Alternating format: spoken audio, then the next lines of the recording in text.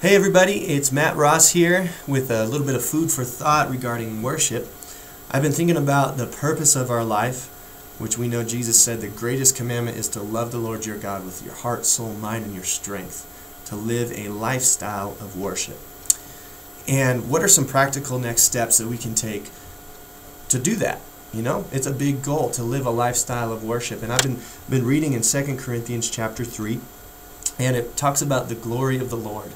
And it's really cool because in the Old Testament, there's the glory of the Lord that faded away. When Moses was in the presence of God, there was glory on his face, but that glory began to fade. But now in the New Testament, we have Jesus. And listen to what it says about this glory. In verse 11, it says, "If what was fading away came with glory, how much greater is the glory of that which lasts? Therefore, since we have such a hope, we are very bold."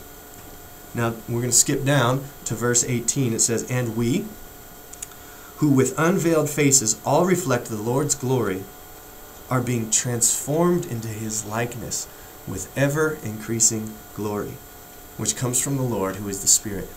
We're being transformed into his likeness. And so a question I'd like to pose for the worship team in particular, and even anybody who wants to be a Christ follower, the question is this: if Jesus were on the worship team, how would he act? What would he be like? How would he worship? If he was on the worship team, what would he be like? And try to think of a couple different answers for that. You can think of some one-word things like he'd be passionate, or he'd be reverent, or he'd be energetic.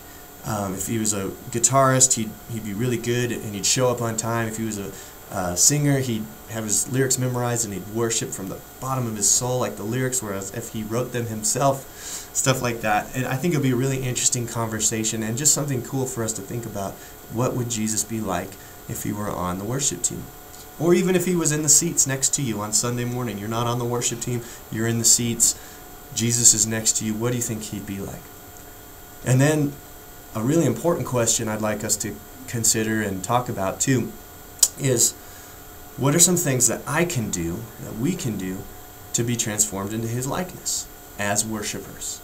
What are some things we can do beyond just coming to church on Sunday morning or Saturday night, on every day living out our private worship life?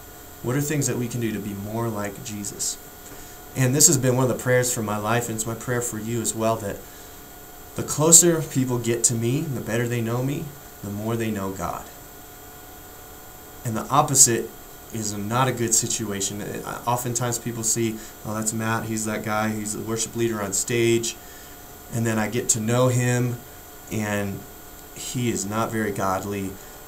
He puts on a front, but that's not really who he is. You wouldn't even know he was a Christian if you hung out with him. And that would just be a tragedy in my opinion, because I want to be transformed into the likeness of God. When people get to know me better, they know God better. That's my prayer. And I believe that's what God wants for all of us. So consider that during your devotions this week. Spend some time worshiping God as if you were like Jesus. Try to be like Jesus in your worship. And I think it'll be a fun conversation. So I look forward to it. I love you. Thank you for listening. And look forward to this conversation. God bless you.